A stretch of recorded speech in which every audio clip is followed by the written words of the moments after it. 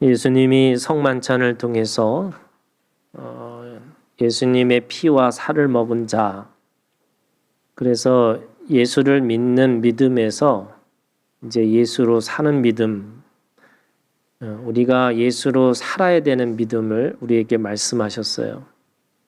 그래서 지난 3주 동안 그것이 벗어나야 되는, 다시 말해서 사는 데 걸림돌이 3가지가 있다고 얘기했죠. 하나는 다스림에 대한 이야기를 하고 있고요. 또 자신의 의지 가지고는 안 되는 거고요. 또 그 속에서 우리가 하나님 안에서 결국에는 구할 것을 제대로 구하고 살라, 이렇게 얘기하고 있어요. 그래서 오늘은 결국에는 우리가 구한다라는 게, 우리 전대도 구하고 배낭도 구하고 검을 구하고 사는 거잖아요. 이 구한다라고 하는 이 개념은 원래 신약에서는요, 그게 기도랑 연결이 돼 있어요. 그래서 구하라라는 말씀은 이 기도하라라는 말씀이에요. 그래서 하나님의 사람, 하나님의 이 살과 또 피를 먹고 주님이 내 안에, 내가 주님 안에라고 하는 단위를 이루고 살아가는 이 믿음이라는 것은 결국 기도하는 삶으로 살라, 이렇게 얘기하시는 거죠. 그런데 이 기도라고 하는 것은요, 모든 종교가 다 기도가 있습니다. 그렇기 때문에 이 기도라는 거를 우리가 잘못 이해를 하면 가끔 이제 이거를 종교적 열심의 기도를 하려고 하는 거예요. 그게 뭐냐면 자기 수양하는 기도인 거예요. 자기 수양하는 기도가 나쁜 건 아닙니다. 그나마 기도한 사람보다 기도 안 한 사람보다 기도한 사람이 그나마 나은 거죠. 그럼에도 불구하고 그것은 사람의 의지라고 할 수가 있어요. 자신의 의지를 가지고 어떤 종교적 행위를 통해서 거룩해지려고 하는 그런 종교적 기도가 아니다라고 얘기하는 거예요. 그러면서 동시에 자신의 욕구와 욕망, 사람들이 살면서 요구들이 있겠죠. 근데 그 요구가 자신의 가지고 있는 어떤 기본적인 생존을 이야기하는 것은 그것을 욕구라고 얘기하는 거고요. 그거보다 더 하나 더 하려고 하는 걸 욕망이라고 얘기할 수 있는 거죠. 그런데 욕구와 욕망을 채우는 기도, 이거를 기복기도라고 그러는 거죠. 그런데 기복기도가 있습니다. 없는 게 아니에요. 그런데 그 기복기도에 머물러 있으면 안 된다는 거예요. 내가 하나님 앞에서 아버지라고 하는 신앙을 가지면서 제일 먼저 하는 게 뭐냐면요, 아버지에게 달라고 하는 기도예요. 그래서 그 달라고 하는 기도를 경험해 보셔야 돼요. 그래서 하늘로부터 오는 아버지의 채워지는 그 경험을 해본 사람만이 사실은 그 높은 더 차원의 기도를 할 수 있는 거죠. 어떻게 보면은 오늘 이 누가복음에서는 그걸 감람산에 가셔서 기도하신 거에 대해서 얘기하지만, 똑같은 마태복음, 마가복음, 이 누가복음까지 공간복음이라고 그러잖아요. 그 공간복음 안에서는 그것을 겟세마네라고 하는 것을 이야기하고 있어요. 겟세마네라고 하는 곳에 가서 기도하신 그 기도가 예수님의 최후의 기도라고 할 수 있습니다. 그러면 최후의 기도라는 건 뭐냐? 주님이 오늘 예수로 살기 위해서 우리에게 주시는 마지막 방편, 마지막 우리가 끝까지 포기하면 안 되는 것이 뭐냐면 기도라는 거예요. 그래서 기도라고 하는 것은 우리에게 있어서 저는 기도의 은사도 있다고 생각해요. 그러나 기도라고 하는 것이 모든 사람들에게 반드시 필요한 거라고 하는 거죠. 그래서 성경에 보면 말씀과 기도로 거룩해지니라, 이렇게 얘기하세요. 그러니까 말씀이 본질이고 그 본질의 기도도 사실은 본질인 거예요. 그래서 누구나 기도해야 되는 거죠. 그런데 종교적 기도도 아니고요, 기복 기도도 아니라는 거예요. 그러면 어떤 기도를 예수님이 우리에게 보여주시기 위해서 이 겟세마네에서 기도하셨을까? 첫 번째는요, 이 예수님의 기도가 3가지의 기도가 있었는데, 첫 번째는 자기를 부인하는 기도입니다.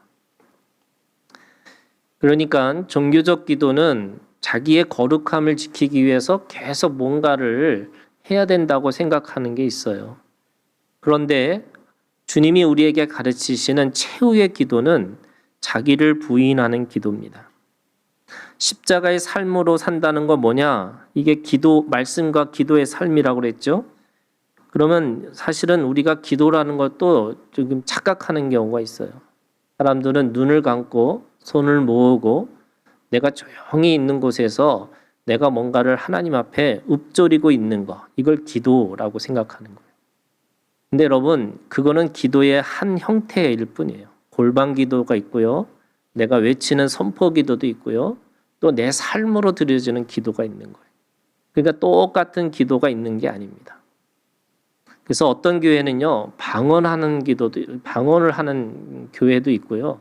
어떤 때는 조용히 골방에서 하는 기도를 진짜 기도라고 생각하는 사람들이 있어요. 그런데 사실은 세 가지가 다 있어야 되는 거예요. 골방 기도든 외치는 기도든 삶의 기도든. 그래서 눈 감고 하는 기도도 있지만 눈 뜨고 말씀을 추적하는 삶으로서의 기도도 있는 거죠. 그래서 어떤 기도가 더 정확한 거냐, 더 맞는 거냐, 아니, 세 가지가 다 필요한 거예요. 이 세 가지를 다 해봐야지만 자기에게 맞는 또 하나님이 특별히 주시는 은사들이 있습니다. 그런 은사를 가지고 살아가는 것처럼 십자가의 삶은 단순하게 이 말씀이 기도로만 끝나는 어떤 눈으로만 이게 감고 하는 기도가 아니라 그 약속이 어떻게 우리의 삶 속에서 성취되어질 것인가를 생각해 보면 말씀은 원리지만 기도는 내 몸으로 실제적으로 실천하는 과정인 거예요. 그래서 모든 것은요, 말씀이 기도로 바뀌어야 되는 거예요.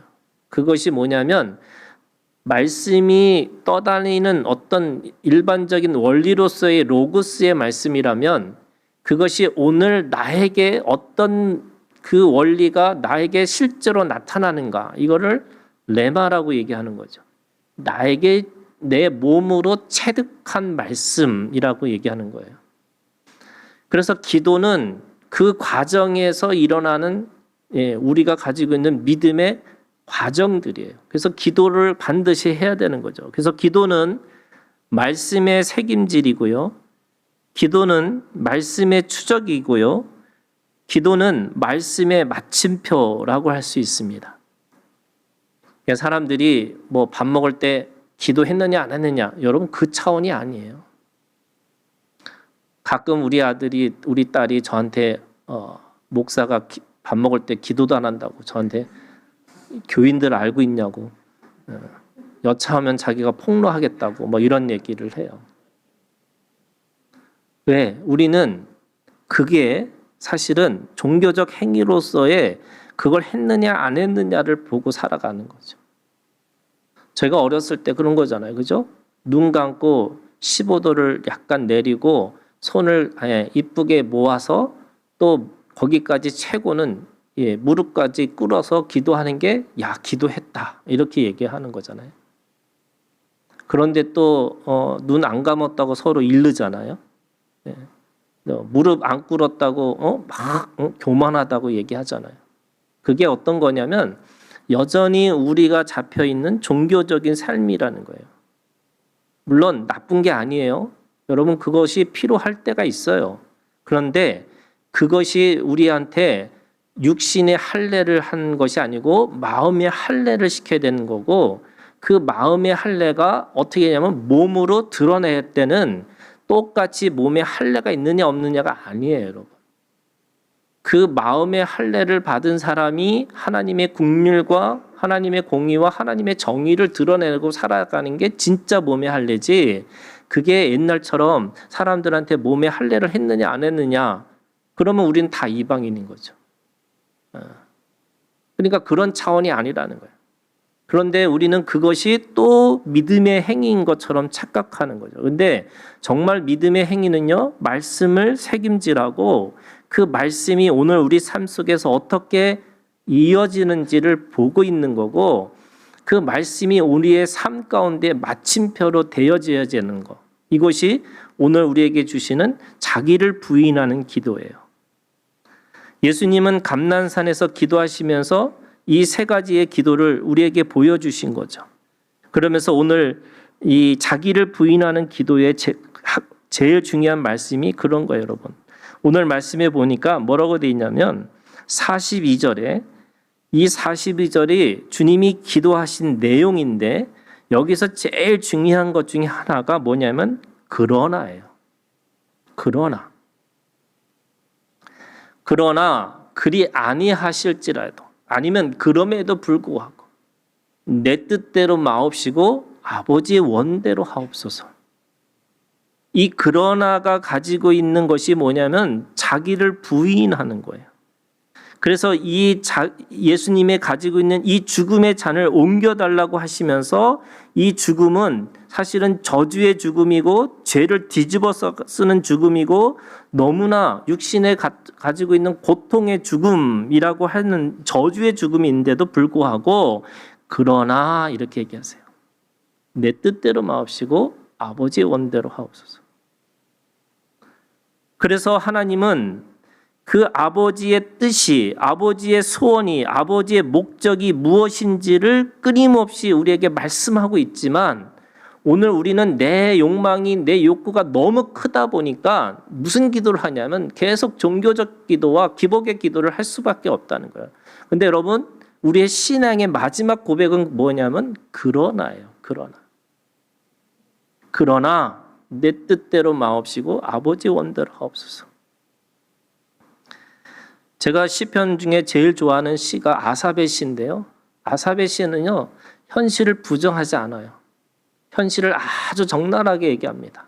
악인이 왜 이렇게 판을 치죠? 왜 악인은 죽을 때까지도 잘 죽죠? 그리고 악인들은 왜 다들 행복해 보이죠? 그래서 아삽의 시가 늘 어떤 현실에 대해서 그렇게 얘기합니다. 왜 하나님 왜 이러십니까? 왜 어찌하여 하나님은 살아계시다고 하면서 왜 살아계시지 않는 것처럼 왜 이러십니까? 라고 계속 그러다가 마지막 딱 2절 남겨놓고 뭐라 그러냐면 그러나 이렇게 얘기해요. 그러나. 그게 아삽의 믿음이에요. 악이 아무리 판을 치고 악인들이 아무리 잘 나간다 할지라도 그러나 나는 여호와로 인해서 기뻐하겠노라. 여전히 하나님의 살아계심을, 여전히 하나님이 우리 가운데 계심을 내가 고백하겠노라고. 그래서 그러나예요. 우리가 잘 알고 있는 하박국 선지자의 고백이 있습니다. 6가지가 없어요. 무화과 나무가 무성하지 않고요, 포도나무에 열매가 없고요, 감람나무에 소출이 없고요, 밭에 먹을 것이 없고요, 우리의 양이 없고요, 외양간에 소가 없어요. 이 6가지가 다 없을지라도 딱 한 가지만 있어도 된다는 거예요. 그러나 그럼에도 불구하고 내가 여호와로 인해서 찬양하고 기뻐하노라. 다 없어도 하나님 한 분만 계셔도 내가 행복합니다. 여러분 이런 기도를 해보셔야 돼요. 지금 당장 내가 가지고 있는 문제가 더 커 보이죠. 그거 해결되지 않으면 정말 너무 어려울 것 같죠. 정말 동서남북 다 막힌 것 같고 위아래 다 막혀서 어떻게 할 수가 없을 것 같죠. 근데 여러분 하나님이 계시면요, 그거 다 시간 지나면 그게 어느 순간에 동서남북이 막혀 있는 그것이 은혜인 걸 깨닫게 되는 거고요. 위아래 다 막혔을 때 하나님 앞에 그냥 주저앉아서 기다리다 보면요, 어느 순간 하나님이 일하신 걸 보게 돼 있어요. 문제는 뭐예요? 하나님이 계시냐 안 계시냐는 거죠. 다 사방이 잘 나가고 다 열려 있어도요, 하나님이 계시지 않으면 사실은 그것이 저주예요. 아삽의 시가 그걸 얘기하고 있어요. 다 정말 어디까지 했냐면요, 부자가, 악인이 죽을 때 너무 행복하게 잘 죽었다는 거예요. 아니, 죽을 때는 심판하셔야 되는 거 아닌가? 근데 죽어도 잘 죽었어요. 그런데 그에게는 뭐가 없어요? 마지막 기회조차 없는 거죠. 여러분, 오늘 우리가 주님 안에서 자기를 부인한다는 건 뭐냐?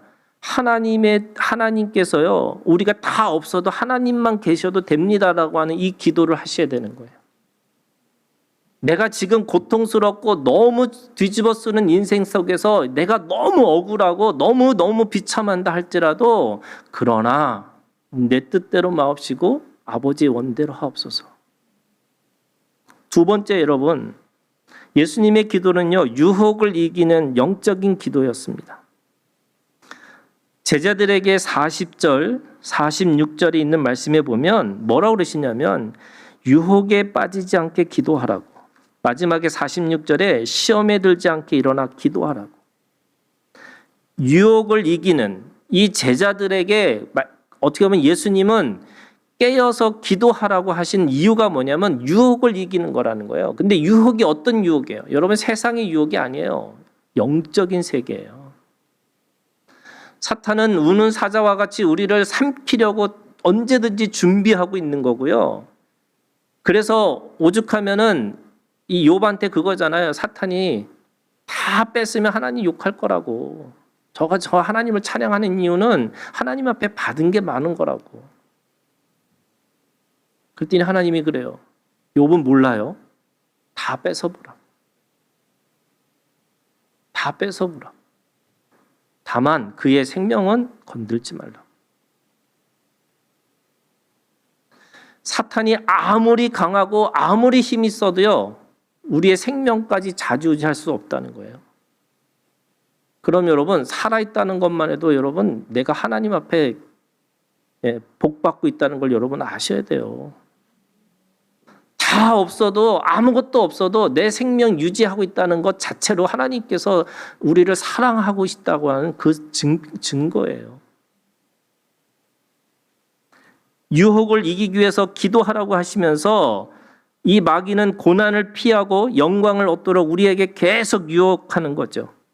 그래서 예수님한테 첫 번째 갔을 때 뭐라 그러냐면 뛰어내리라, 돌을 가지고 떡을 만들어라, 그리고 절하라, 이 모든 것들이 뭐냐면 사실은 예수님이 3년 동안 하셨던 일이 뭐냐면 기적과 표적들을 보여주셨어요. 돌을 가지고 떡을 만들지 않으셨지만 오병이요, 그죠? 떡 5개와 물고기 2마리를 가지고 5,000명 또는 7,000명을 먹이셨어요. 하나님이 하신 일이에요. 예수님이 그렇게 하셨어요. 또 뛰어내리라고 하실 때도 무리를 걸으셨어요. 기적을 보여주셨어요. 그리고 모든 영광을 하나님께서 예수님한테 주셨다고 말씀하세요. 마태복음 28장에 나와요. 그러면 어떻게 보면은 마귀가 했던 시험이 예수님이 3년 동안 다 했던 일들이에요. 그럼 왜 다른 차이가 뭘까? 여러분, 다른 차이가 다 하나도 없어요. 똑같이 했는데 그 차이가 뭐냐면 십자가가 있느냐 없느냐는 거예요. 무슨 말이냐면 마귀는 우리에게 고난을 피해서 영광을 얻도록 계속 유혹해요. 내 인생의 지름길로 가기 위해서 뭔가를 계속해서 유혹해요. 그래서 어느 순간에 내가 어느 순간에 너무 괜찮은 사람으로 나오기를 기대하는 거예요, 사람들이. 그래서 금식도 하고요. 그래서 내가 어떤 종교적 행위를 하는 이유가 뭐냐면 어느 순간에 짠 해가지고 내가 꽤 괜찮은 사람으로 변화되기를 원해요. 여러분, 그거 없어요. 그거 유혹이에요. 다 겪으셔야 돼요. 내가 얼마나 찌질한지를 자녀를 통해서 깨닫게 되는 거고요. 내가 얼마나 망가졌는지를 내 배우자를 통해서 알게 되는 거고요. 또 내가 얼마나 하찮은 사람인 거를 내 옆에 있는 지체들을 통해서 배우셔야 돼요. 그거 배워야지만 진짜 내 거가 돼요. 그런데 이것도 싫고 이것도 싫고 이것도 싫고 해서 나는 꽤 괜찮은 사람, 이게 뭐예요? 고난이 없는 영광이에요. 그래서 어떻게 보면은 no pain, no crown이에요, 여러분. 고통이 없이 내가 영광을 얻는다? 절대 없다. 주님은 반드시 그것에 대한 대가집을 해야 되는데 유혹이 계속해서 그거를 없이 얻으려고 하는 거죠. 땀 흘려야 되고요. 눈물을 흘려야 되고요. 피 흘려야지만 그것이 진짜 내 것이 되는 거예요. 왜? 우리는 육신을 가지고 있는 사람들이기 때문에 그래요. 영적인 지식으로 깨달았어요. 그걸로 끝나는 거예요? 아니에요, 여러분. 겪어보셔야 돼요.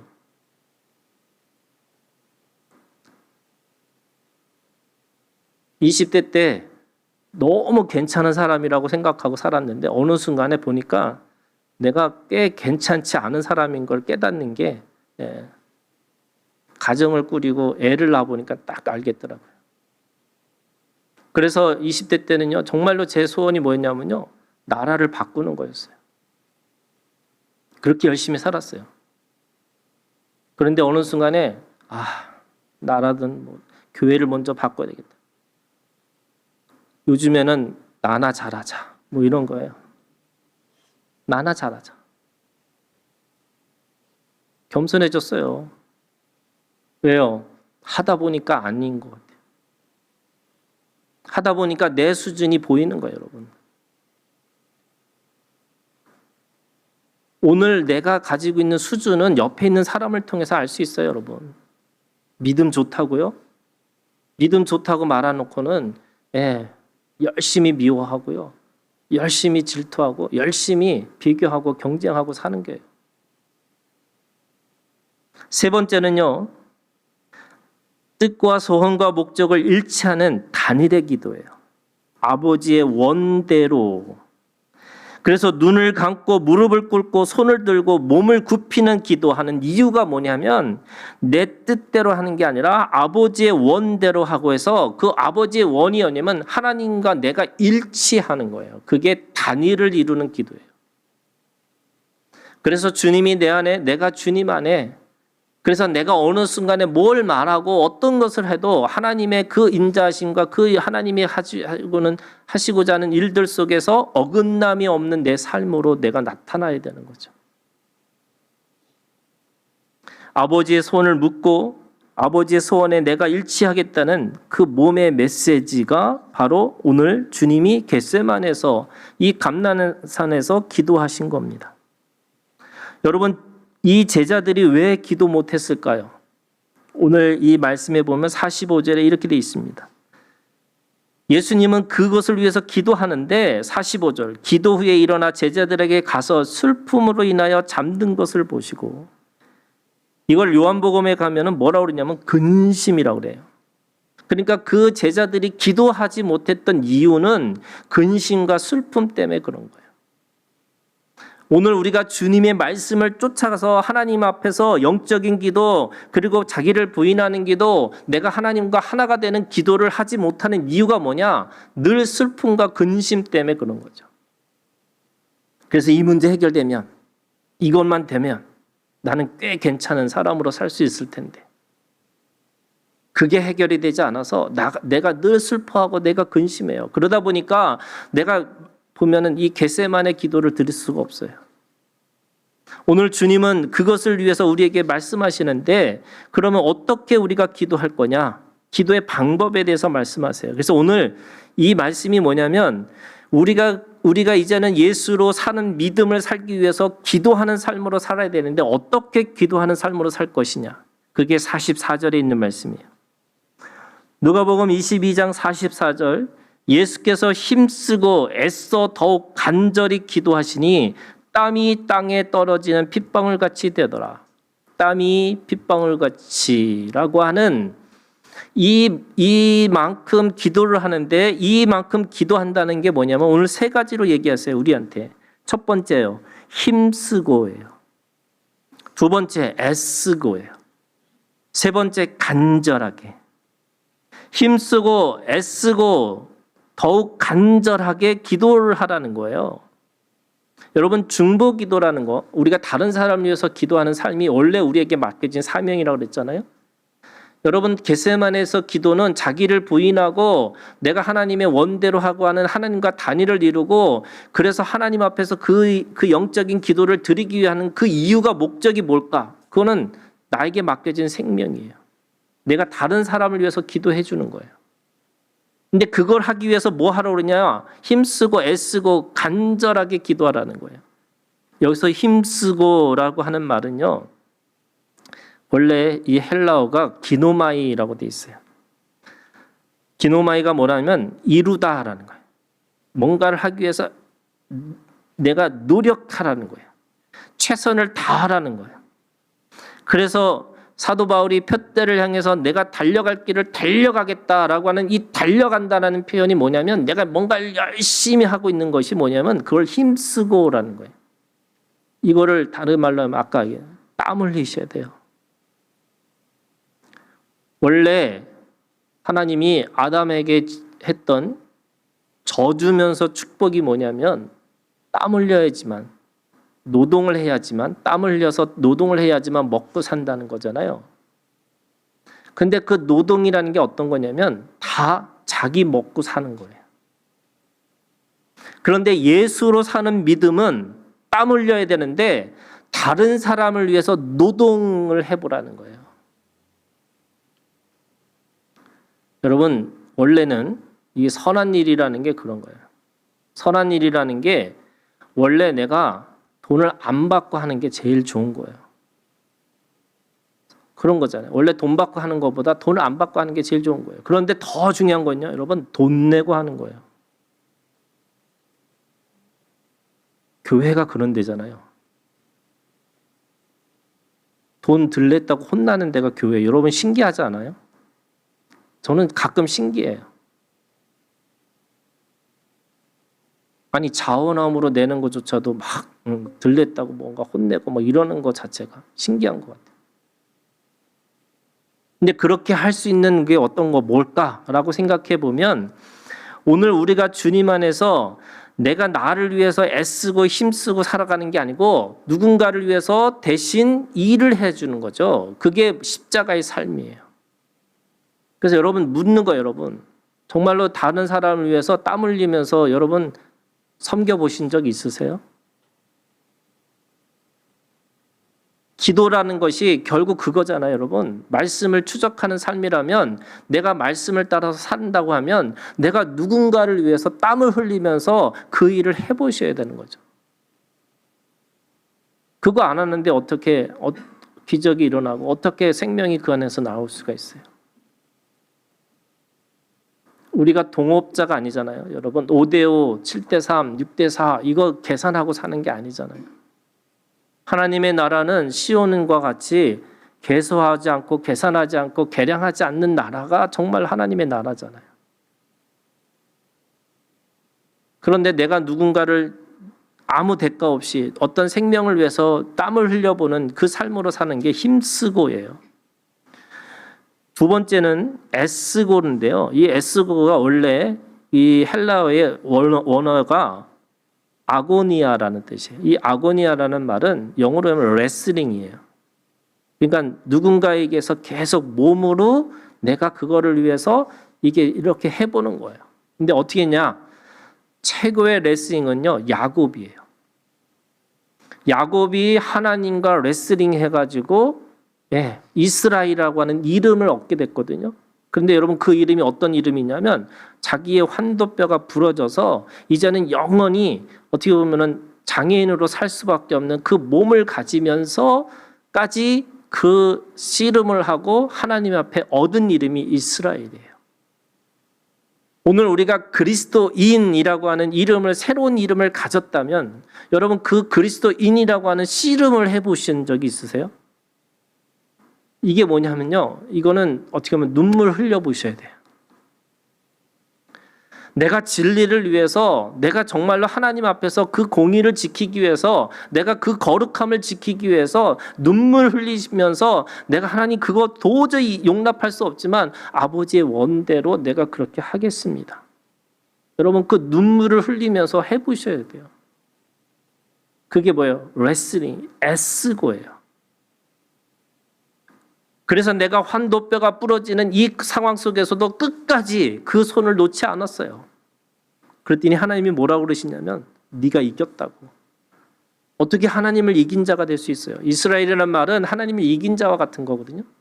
근데 어떻게 하나님이 이겼어요? 그건 하나님이 져주신 거예요. 왜 져주셨을까? 그가 가지고 있는 애쓰고라고 하는 그 눈물을 보셨기 때문에 그런 거죠.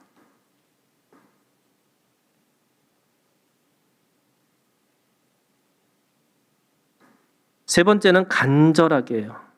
여러분, 간절하게라는 게 뭐냐면 뭔가를 위해서 강인하고 확고하고, 그래서 어떻게 보면 죽으면 죽으리라, 이게 간절해요. 내가 그것에 대해서 죽으면 죽으리라, 간절하게 그걸 바라고 있다는 거예요. 그것은 뭐냐면 죽음과 맞바꾸는 거예요. 죽기까지 내가 그것에 대해서 놓지 않겠다는 거예요. 내가 피 흘리면서까지 그 일을 감당하고 살겠다는 거예요.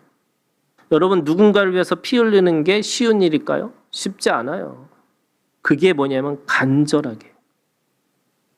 내가 하나님 안에서 이 주님이 우리를 위해서 기도하시는데 어떻게 기도하시냐면 땀을 흘리시면서 기도하시고, 어떻게 보면 눈물 흘리시면서 기도하시고, 또 그걸 위해서 주님 앞에 피 흘리면서까지 우리를 위해서 기도하고 계신 그분이 오늘 우리들의 삶 속에서 애쓰고 힘쓰고 그리고 간절하게 기도하고 살아가는 그 삶으로 기도하는 삶이 되라는 거예요.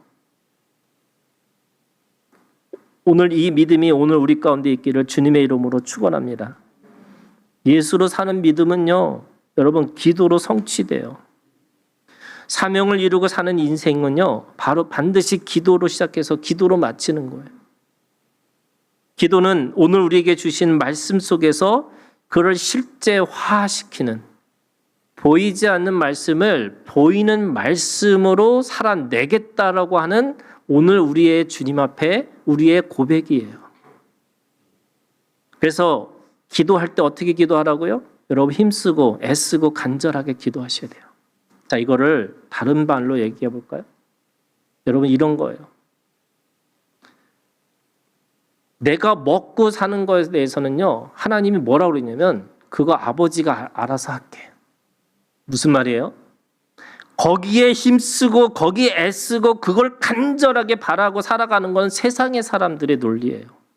뭐예요? 아버지가 없는 고아 같은 삶이에요. 근데 나에게 아버지가 있어요. 아버지가 뭐 하신다고요? 먹고 입고 마실 거, 네 생명의 주인은 나니까 네가 사는 것까지 다 내가 책임질게. 그러면 너는 뭐에 대해서 힘쓰고 애쓰고 간절하게 할 거냐? 아버지의 나라를 위해서, 그의 의와 그 나라를 위해서 거기에 힘쓰고 애쓰고 간절하게 여러분 그걸 위해서 살으라는 거예요. 그러면 이렇게 되는 거예요. 여러분 사랑하는 거 어떻게 하시라고요? 사랑할게. 아니에요. 하나님이 사랑을 주실 거야. 아니요. 사랑을 할 때 어떻게 하라고요? 힘쓰고 애쓰고 간절하게 사랑하시라는 거예요. 하나님의 공의와 하나님의 정의와 하나님의 긍휼을 위해서 여러분 힘쓰고 애쓰고 간절하게 그걸 위해서 여러분 그걸 위해서 하라는 거예요. 그렇게 살라는 거예요. 내가 가지고 있는 비본질적인 거, 그냥 그림자와 같은 거, 먼지와 같은 거에 내가 거기에 힘쓰고 애쓰고 간절하게 사는 게 아니라는 거예요. 오늘 말씀이 땀이 땅에 떨어지는 이 핏방울 같이 되더라, 이런 거예요. 주님이 왜 그렇게 기도하셨어요? 말씀을 이루기 위해서요. 사명을 이루시기 위해서. 생명을 이루기 위해서. 오늘 에스겔 3장 16절 21절에 있는 말씀을 제가 어떻게 보면은 이 중보기도자의 모습이 어떤 모습일까라고 생각해 보니까 구약에 있는 이 파수꾼의 기도와 똑같아요. 여러분, 파수꾼이 기도하는 자예요. 파수꾼은 적이 오느냐 안 오느냐를 늘 깨어서 지켜보는 사람이에요. 높은 망대에 올라가서 바깥을 내다보고 있는 사람이에요. 그래서 늘 깨어 있어야 돼요. 왜? 적이 온다고 했을 때 제일 먼저 알리는 사람이기 때문에 그래요. 그래서 그가 알려야 되는데 오늘 말씀이 재밌어요. 여러분, 에스겔 3장 이 16절에서 21절에 있는 말씀을 보면 이 말씀이 이해가 되시는지 모르겠어요. 이런 거예요, 여러분. 에스겔에게 하나님께서 이 파수꾼의 사명을 주셨다는 거예요. 깨어서 기도하는 그 사명을 먼저 주셨다는 거예요.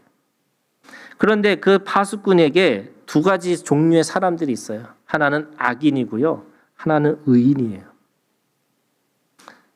자, 하나님 편에서는 악인과 의인이 분명하게 갈라져 있어요. 그런데 우리 편에서 잘 몰라요. 근데 하나님이 보시기에 악인이 있고 의인이 있어요. 자, 그러면 악인에게 18절에 이렇게 얘기했어요. 악인에게 말하기를 너는 꼭 죽으리라 할 때에 네가 깨우치지 아니하거나 말로 악인에게 일러서 그의 악한 길을 떠나 생명을 구원하게 하지 아니하면. 자, 원래 악인은 어떤 사람이에요? 악인은 어떤 사람이에요? 어떤 사람이냐면요, 말해도 안 통하는 사람이에요. 어떻게 보면 태어나지 않았으면 좋았을 걸, 뭐 이렇게 생각하는 사람이에요. 그런데 이 파수꾼의 사명이 뭐냐면 그 파수꾼에게 말하기를 어떻게 했냐면 하나님이 야, 악인에게 말을 해. 말을 하라는 거예요. 그리고 그 사람을 생명의 악한 길을 떠나게 해서 생명을 구원하게 하라는 거예요. 근데 돼요, 안 돼요? 안 돼요. 안 되는데 하라는 거예요. 그러면서 뭐라 그러냐면 그 악인은 18절에 그의 죄악 중에서 죽으려니와. 말을 하든 안 하든 죽어요. 악인은 심판을 받은 존재예요. 근데 그렇게 네가 그거에 대해서 쟤는 악인이야 라고 생각해서 전하지 않으면, 또 생명을 구원하는 길로 말하지 않으면 내가 그의 피값을 네 손에서 찾을 것이다. 아니, 악인은 악인인데, 그냥 악인은 그냥 심판을 받을 사람인데 왜 내가 그거에 대해서 피값을 내가 받아요? 왜 받아요? 사명이 알리는 자이기 때문에 그래요. 사명이 기도하는 자이기 때문에 그래요. 사명이 하나님이 주신 뜻으로 전하는 입술에 하나님의 말씀을 두었기 때문에 그런 거예요. 그거 해야 된다는 거예요. 만약에 그거 안 하면 무슨 말이냐면 결과에 상관없이 네가 했느냐 안 했느냐가 더 중요하다는 거예요. 19절 네가 악인을 깨우치되 그가 그의 악한 마음과 악한 행에서 돌이키지 아니하면 그는 그의 죄악 중에 죽으려니와 너는 네 생명을 보존하리라.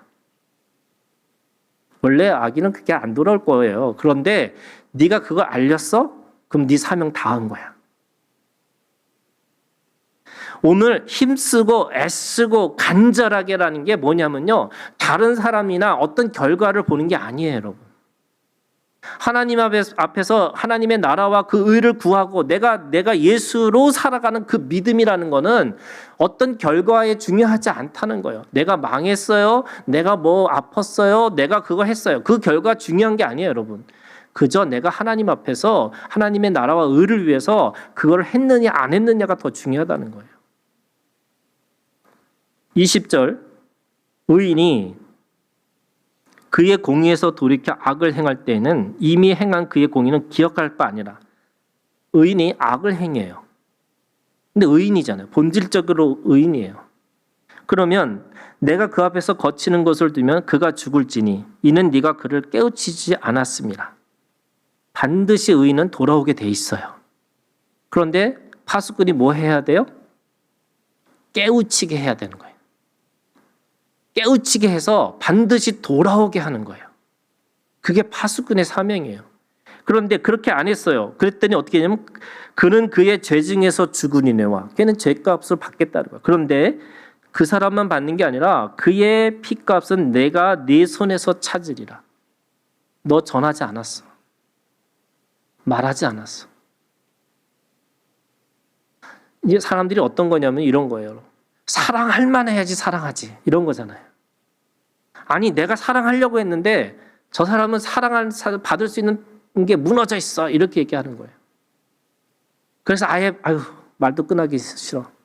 사랑한다는 말도 하기 싫어. 이런 거잖아요. 근데 뭐라 그래요? 듣든지 말든지예요. 내가 하나님 안에서 사랑의 기준, 공의와 정의의 기준, 그거를 말하는 건 중요하다는 거예요. 그걸 듣든지 말든지는 그 사람의 책임이에요. 의인이면 어떻게 돼요? 돌아와요. 악인은 어떻게 돼요? 안 돌아와요. 그런데 내가 처음부터 선입견을 가지고 내가 편견을 가지고 내가 저 사람은 안 돼라고 생각해서 아예 시도조차도 안 하고 아예 뭔가 하지도 않는 거.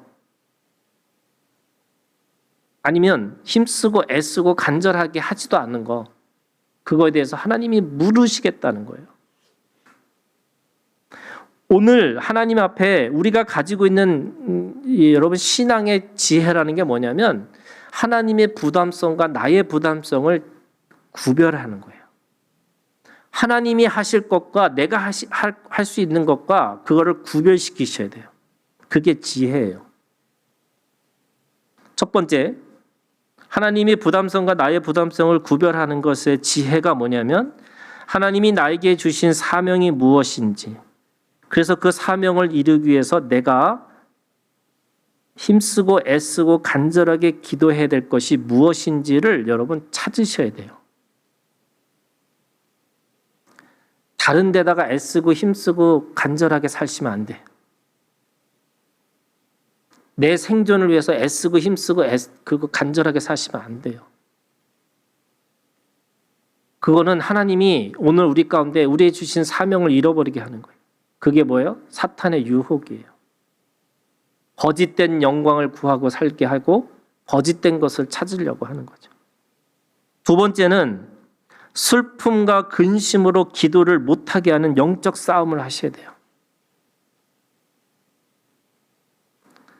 여러분, 역사는 언제 일어나냐면 오순절 다락방에 제자들이 모였는데 그 제자들이 누구냐면 슬픔과 근심 가운데 있는 사람들이었어요. 그런데 그들은 흩어지지 않고요, 함께 모여서 기도했어요. 그랬더니 성령의 역사가 일어난 거예요. 여러분, 제일 먼저 중요한 게 뭐냐? 여러분, 모이기에 힘쓰셔야 돼요. 사람이 힘들고 어려울 때일수록 여러분 모이는 것에 힘쓰셔야 돼요. 그래서 여러분 영적인 바로미터가 뭐냐면요, 예배에 참석하느냐 안 하는 거예요. 이게 여러분 참석하셔야 됩니다. 이게 아니에요, 여러분. 아니, 공간의 문제가 아니라 그랬잖아요. 여기서도 하나님이 밭에 있으면서도 똑같은 밭에 있으면서 하나는 데려가시고 하나는 내버려 두신다고 하셨잖아요. 공간의 문제가 아니에요. 그럼에도 불구하고 여러분, 예배에 내가 그 안에서 모이는 것에 힘쓰셔야 돼요. 어느 때일수록 슬프고 근심 가운데 있을수록. 대부분이 슬프고 근심 있으면 다 외로운 고독, 자기의 그런 골방에 들어가서 누구도 만나기 싫어하고 누구도 대화하기도 싫고, 그래서 나는 혼자 있는 게 좋아라고 하는 건데, 여러분 하나님의 영적인 원리가 뭐냐면 그것과 반대하는 거예요. 그래서 영적 전쟁에 반대 정신이 있어요. 그럴 때일수록 여러분 모이기에 힘써서 함께 기도하는 거예요. 오순절 다락방에 모였던 사람들, 그 지친 영혼들이 성령의 하나님의 역사하심을 받은 그 순간이 뭐냐면 슬픔과 근심을 딛고 일어나서 영적인 기도를 드린 거예요. 하나님 앞에 하나님의 나라와 하나님의 것을 기도하니까 하나님께서 교회라고 하는 새로운 공동체를 보여주신 거죠. 세 번째, 여러분, 내가 하나님의 일과 내가 이 나의 일을 구별할 때 제일 중요한 게 뭐예요, 여러분? 기도가 사명이에요. 기도가 사명이셔야 돼요. 그래서 주님 앞에 내가 힘쓰고 애쓰고 간절하게 하는 그 기도를 여러분 주님 앞에 내가 그 겟세마네에서 그 기도하셨던 것처럼 오늘도 주님 앞에서 우리의 삶이 기도하는 삶이 되셔야 돼요. 자, 기도하는 삶이 뭐예요, 여러분? 먹든지 마시든지 뭘 하든지 내가 하나님 앞에서 하는 거예요. 하나님 앞에 하셔야 돼요. 내가 하나님 앞에서 관계하고 하나님 앞에서 그 일을 감당하고 하나님 앞에서 봉사하고 하나님 앞에서 교제하는 거예요. 그게 기도하는 삶이에요. 그래서 오늘 보이지 않는 하나님의 사랑이라는 개념이 오늘 우리 가운데 실제로 드러나게 하는 사랑의 실제가 오늘 우리에게 기도하는 삶이라고 얘기하고 있습니다. 오늘 하나님의 뜻과 소원과 목적을 이루시기 위해서 자신의 것을 다 내려놓으시고 힘쓰고 애쓰고 간절하게 했던 그 기도처럼 오늘 우리가 주님 안에서 기도하는 자로, 기도의 승리자로 살아가기를 주님의 이름으로 축원합니다.